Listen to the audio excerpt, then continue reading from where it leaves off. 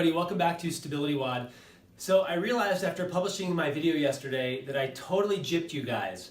My tendency is to try to cover too many things in each video, and I'm trying to get better at focusing in on what's the message. So today I want to go back, I'm going to reuse some of that same content, but we're going to look at it from a different perspective. Instead of talking about what's the value or how to hold your breath when you're doing a heavy lift, to be able to pressurize your core cylinder, I want to talk about it from the abdominal pelvic floor perspective, which is what started this conversation in the first place. So follow me as I voice over some of the same content, and I'm going to talk about it in the context of what do you do with your abs as you approach the bar, as you approach the lift, and then how do you carry that through the lift to make sure your back is safe. The breath and the stability tension are both combined to create a rigid, indestructible, bomb-proof lumbar spine. See you out there. So as I approach the bar and set my feet, I tap myself on the butt, contract it hard. I can tap myself on the abs, contract them hard, get them primed for what's about to happen. I usually approach the bar with maybe a 3 to 4 out of 10 tension already established. As I take my breath, the tension in my abs goes up extremely high. In this case, maybe up to an 8 or 9 out of 10. And I pretty much maintain that through the whole lift.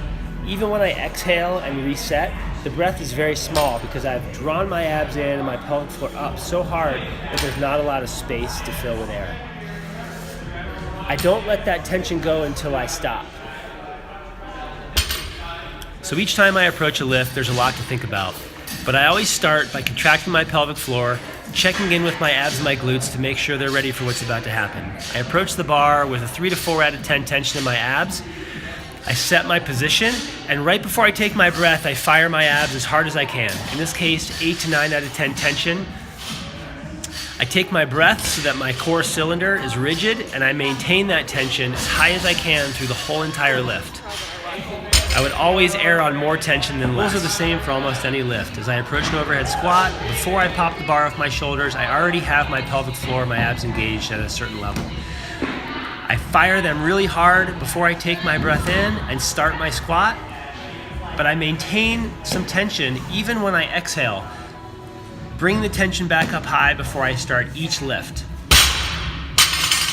Just to reinforce this one more time with the front squat, I approach the bar already with a 4 out of 10 tension in my pelvic floor and my deep abs. I fire my abs hard before I take my breath to create tension in my core cylinder, but I maintain tension between the lift, rebuilding tension before I start to move again.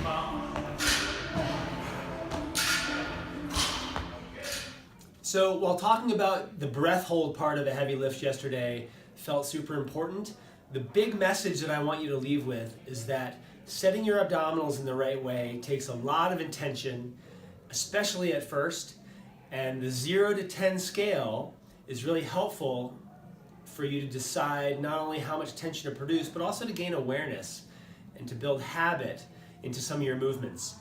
The lifting I did today on video, while it wasn't max rep level, I was still thinking about an 8 to 9 out of 10 tension. The only reason I go a little heavier, the only reason I generate more tension in my body as I do my breath hold is if the lift was a 3 rep lift or a 1 rep lift.